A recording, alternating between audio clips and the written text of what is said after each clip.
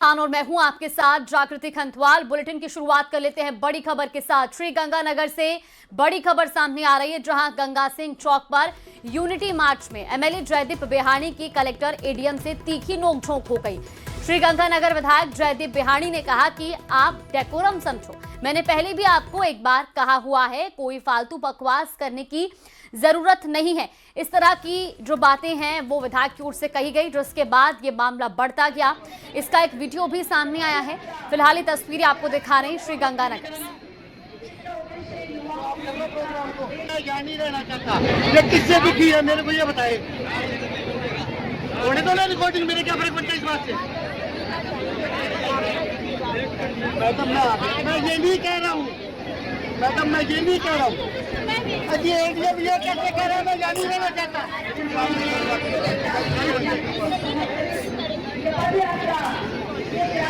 कौन बदतमीजी करेगा? आप डेकोरम समझो, बोलने की तमीज सीखो। एमएलए क्या होता है ये समझ लेना। आपको डेकोरम सिखाना पड़ेगा क्या? आप डेकोरम समझो, बोलने की तमीज सीखो। एमएलए क्या होता है ये समझ लेना। आपको डेकोरम सिखाना पड़ेगा क्या? आप डेकोरम समझो, बोलने की तमीज सीखो। एमएलए क्या होता है ये समझ लेना। आपको डेकोरम सिखाना पड़ेगा क्या? संवाददाता अशोक हमारे साथ हो गया। अशोक, हम ये वीडियो भी देख रहे हैं जो कि यूनिटी मार्च का बताया जा रहा है। फिलहाल इस पर कोई एक्शन लिया गया है क्या, क्योंकि तीखी नोकझोंक हुई है? क्या था ये पूरा विवाद? वाकई देखिए, काफी तेज हॉट टॉक देखने को मिली स्थानीय विधायक जयदीप बिहानी और स्थानीय डीएम और एडीएम के साथ में।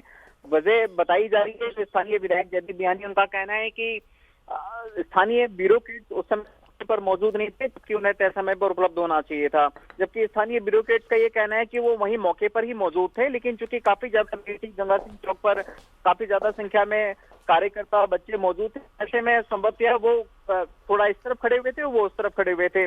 ब्यूरोक्रेट्स का इस मामले में ये कहना है। लेकिन स्थानीय विधायक जयदीप बिहानी का कहना है कि जब उन्होंने इस बारे में स्थानीय एडीएम से बात की तो उनका ये कहना था कि साहब मेरे को यहाँ पे नहीं रहना है, आप यहाँ से ट्रांसफर करवा दीजिए।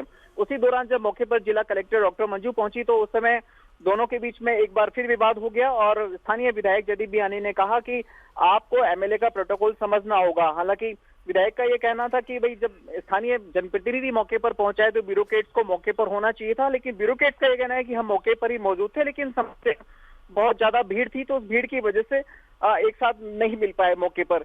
लेकिन फिलहाल इस पूरे घटनाक्रम को लेकर देखिए काफी ज्यादा विवाद और चर्चाओं का बाजार इस समय गर्म है, न केवल श्रीगंगानगर में बल्कि प्रदेश भर में इस पूरे इंसिडेंट को लेकर काफी कयास लगाए जा रहे हैं कि किस तरह से एक स्थानीय विधायक और स्थानीय ब्यूरोक्रेट के बीच में तो नोकझोंक हुई है। चूंकि आयोजन था सरदार वल्लभ भाई पटेल की 150वीं जयंती के उपलक्ष्य में यूनिटी मार्च का। इस यूनिटी मार्च के जरिए आम जन को, आम लोगों को कार्यक्रम में शरीक होने आए स्कूली बच्चों, विद्यार्थियों, स्काउट गाइड्स को आपसी सद्भाव और प्रेमचारे की, भाईचारे की सीख दी जानी चाहिए थी, लेकिन मौके पर ही जब अशोक, कब का ये मामला है? आज का ही है या पहले का ये वीडियो बताया जा रहा है?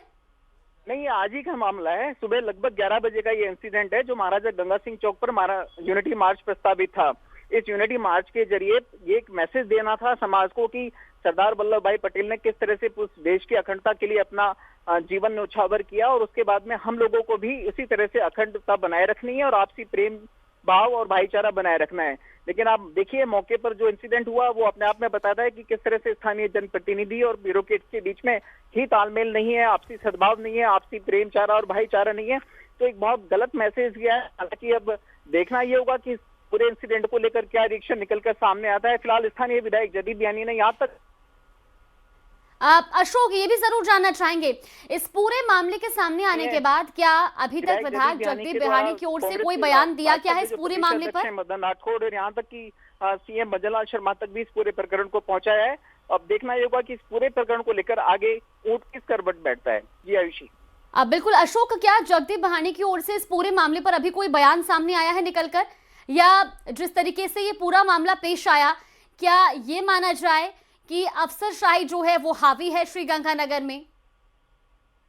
देखिए इस बारे में तो कहना थोड़ा अतिशयोक्ति होगी, लेकिन फिलहाल जिस तरह से स्थानीय विधायक जयदीप बिहानी का जो स्टेटमेंट निकलकर सामने आया है कि यहाँ के जो ब्यूरोक्रेट्स हैं वो कांग्रेस के एजेंट बनकर काम कर रहे हैं और भाजपा को नुकसान पहुंचा रहे हैं। ठीक है, चलिए बिल्कुल, बहुत शुक्रिया अशोक आपका जानकारी साझा करने के लिए। और अब झालावाड़ से बड़ी खबर आपको बता दें, जिला अस्पताल में संविदा नौकरी के नाम पर धोखाधड़ी का मामला। फर्जी दस्तावेज तैयार कर संविदा नौकरी के नाम पर ठगी की गई।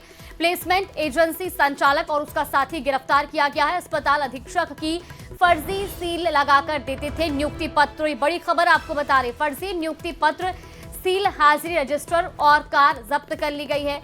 नौकरी लगाने के नाम पर 50,000 से लेकर 2 लाख रुपए तक की घूस भी ली जाती थी। तो ये बड़ी खबर सामने आ रही है।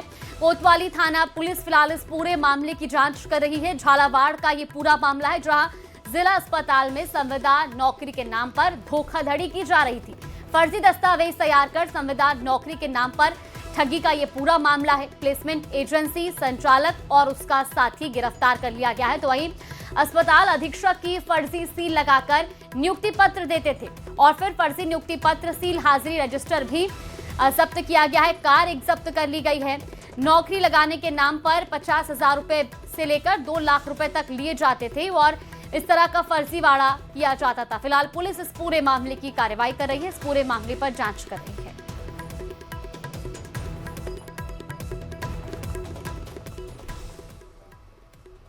और अब दौसा के लालसोट से बड़ी खबर आपको बता दी। एसडीएम का लालसोट अस्पताल में औचक निरीक्षण। लालसोट अस्पताल में 27 कार्मिक मिले अनुपस्थित, ये बड़ी जानकारी आपको बता रहे हैं। अस्पताल में गंदगी देखकर एसडीएम विजेंद्र मीणा नाराज भी दिखाई दिए। उन्होंने इस पूरे मामले पर संज्ञान लिया है। एसडीएम ने निरीक्षण किया तो जिला अस्पताल की पोल खुल गई। एसडीएम विजेंद्र मीणा ने लालसोट अस्पताल का औचक निरीक्षण किया है। तस्वीरें भी आपको दिखा रहे हैं। 27 कार्मिक इस दौरान अनुपस्थित मिले हैं। इसके साथ ही अस्पताल में अव्यवस्था और गंदगी का अंबार देखने को मिला, जिसको देखकर एसडीएम नाराज हो गए। फिलहाल ये तस्वीरें आपको दिखा रही, जब एसडीएम अस्पताल पहुंचे उन्होंने निरीक्षण किया। आज के जिला अस्पताल का निरीक्षण किया गया, उसमें कई कार्मिक अनुपस्थित पाए गए, जिनको नोटिस जारी किए जा रहे हैं। इसके अलावा सफाई व्यवस्था में अनियमितता पाई गई, तो उसमें संबंधित पीएमओ को और जो ठेकेदार था उसको तय समय पर और सही मापदंडों के अनुसार सफाई व्यवस्था के निर्देश दिए गए, वरना उसके खिलाफ कार्रवाई के निर्देश पीएमओ को दिए गए। लाने की कोशिश करते हो तो जनता फिर ऐसा ही निर्णय देती है। वही अंत में हार को लेकर उन्होंने कहा कि छोटी हार के बाद बड़ी जीत होगी। और आदरणीय को माल्यार्पण कर उनका स्वागत करें। जिला लक्ष्मी नारायण जी के स्वागत के लिए आमंत्रित करती हूँ। आदरणीय रविता तस्वीर देखिए, एक बोलेरो गाड़ी की, और उसमें लिखा था कि कांग्रेस के अंदर जो सीटें आई है वो बोलेरो गाड़ी से भी कम आई है। ये होता है हकीकत। जब आप हकीकत से दूर भागने की कोशिश करते हैं, जब आप असलियत से दूर भाग के भ्रम फैलाने की कोशिश करते हैं, तो जनता निर्णय ऐसा देती है। तो वहीं झुंझुनू एसीबी की टीम ने शनिवार को बड़ी कार्रवाई करते हुए बुहाना थाने में तैनात एक महिला हेड कांस्टेबल को 20,000 रुपए की रिश्वत लेते हुए रंगे हाथों गिरफ्तार किया। दरअसल बुहाना थाने में तैनात हेड कांस्टेबल संतोष कुमारी के खिलाफ पारिवारिक झगड़े में दर्ज मारपीट के मामले में मदद करने परिवादी के भाई को गिरफ्तार न करने के एवज में 30,000 रुपए रिश्वत मांगने की शिकायत मिली थी, जिसके बाद एसीबी ने जाल बिछाकर 20,000 की रिश्वत लेते रंगे हाथों गिरफ्तार कर लिया। तो वहीं एसीबी की इस कार्रवाई से पुलिस महकमे में हड़कंप मच गया है।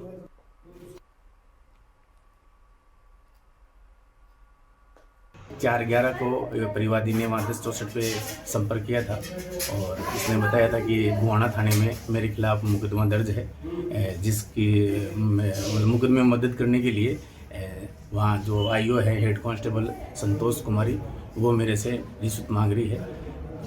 इस सूचना पे परिवादी हमारे पास वहाँ एसीबी कार्यालय झुंझुनू आया था और हमारे को उसने एक रिपोर्ट दी थी। तो वहीं कोटा में वर्क फ्रॉम होम के नाम पर लाखों रुपए की ठगी की वारदात को अंजाम देने का मामला सामने आया है। पीड़ित महिलाओं ने अनंतपुरा थाने में बाहर जाम लगा दिया और फ्रॉड बैन लिपि का नाम काम देने वाली कंपनी के लोगों से लाखों रुपए ठग लिए। नौकरी के नाम पर चेन सिस्टम के द्वारा जोड़ी गई थी महिलाएं। ठगी का शिकार हुई महिलाओं ने अनंतपुरा थाने के बाहर विरोध भी जताया। तो वहीं नाराज महिलाओं ने सड़क पर जाम लगाकर ठगों को गिरफ्तार करने की मांग उठाई है। तस्वीरें आपको दिखा रहे हैं कोटा की, जहां सड़क पर जाम लगाकर नाराजगी जताई गई और इस दौरान महिलाओं ने ठगों को गिरफ्तार करने की मांग उठाई है। तो कोटा में वर्क फ्रॉम होम के नाम पर लाखों रुपए की ठगी की वारदात को अंजाम देने का ये पूरा मामला है। पीड़ित महिलाओं ने अनंतपुरा थाने के बाहर जाम लगा दिया है और फ्रॉड ब्रेन लिपिकन काम देने वाली कंपनियों ने लोगों से लाखों रुपए की ठगी की और इसके बाद महिलाएं अब उनकी गिरफ्तारी की मांग कर रही हैं। तो वही वन स्टेट वन इलेक्शन को लेकर बड़ी खबर सामने आ रही है। टोंक सर्किट हाउस में बोले मंत्री कन्हैया लाल चौधरी, जिन जिला परिषद का कार्यकाल अक्टूबर 2026 में खत्म होगा उनके चुनाव 6 महीने पहले कराएंगे। ये बड़ी खबर आपको बता रहे हैं, ये बड़ा बयान दिया गया है। उन्होंने कहा कि 6 महीने पहले चुनाव कराने के लिए कानून में संशोधन जरूरी है। नियमानुसार एक साथ चुनाव कैसे करें, इस पर काम कर रहे हैं। मंत्री चौधरी ने गहलोत सरकार पर भी निशाना साधा। उन्होंने कहा कि पिछली सरकार ने 3 साल जनता को चुनाव में झोंका। चुनाव की आचार संहिता में विकास के काम रुक जाते हैं। हम चाहते हैं सरकार रेगुलर काम करे, चुनाव प्रक्रिया में जनता का समय खराब ना हो।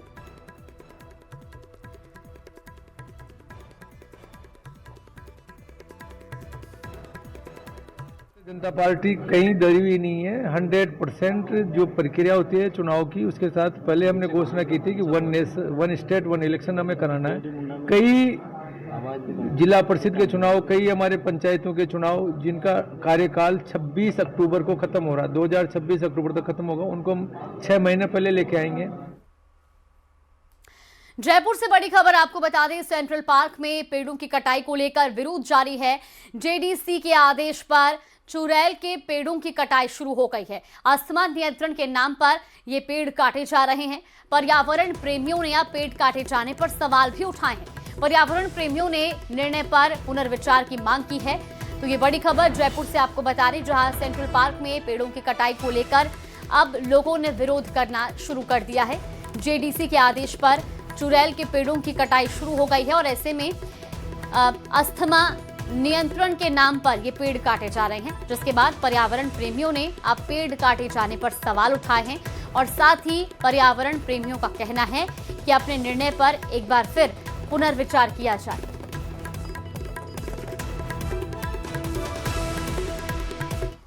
तो वहीं जोधपुर में शिक्षा मंत्री मदन दिलावर ने कई सरकारी विद्यालयों का औचक निरीक्षण किया, जहां व्यवस्थाओं की वास्तविकता स्थिति सामने आ गई है। अचानक किए गए इस दौरे में कई स्कूलों में साफ सफाई और रखरखाव में लापरवाही उजागर हुई है। निरीक्षण की शुरुआत राजकीय उच्च माध्यमिक विद्यालय फूलबाग से हुई। यहां उन्होंने हाजिरी रजिस्टर सहित विद्यालय की विभिन्न गतिविधियों की जानकारी ली। निरीक्षण के दौरान जब वो अचानक विद्यालय के शौचालय पहुंचे तो वहां की बदहाल स्थिति देखकर नाराज हो गए। टूटी सीटें, गंदगी और अव्यवस्था देखकर मंत्री ने स्कूल प्रशासन को कठोर शब्दों में फटकार लगाई। विद्यालय की जो प्रार्थना सभा के में गया हूँ, प्रार्थना व्यवस्थित रूप से हो रही थी और बाद में राष्ट्रगान हुआ है। यानी ये देखने पर लगता है कि विद्यालय व्यवस्थित रूप से चलता है। नशे के खिलाफ एएनटीएफ की लड़ाई तेज हो गई है। ऐसे में मारवाड़ के स्मैक किंग जितेंद्र मेघवाल को पकड़ने के लिए एएनटीएफ ने ऑपरेशन जसमन्ना नाम से चलाया है। रिपोर्ट देखिए।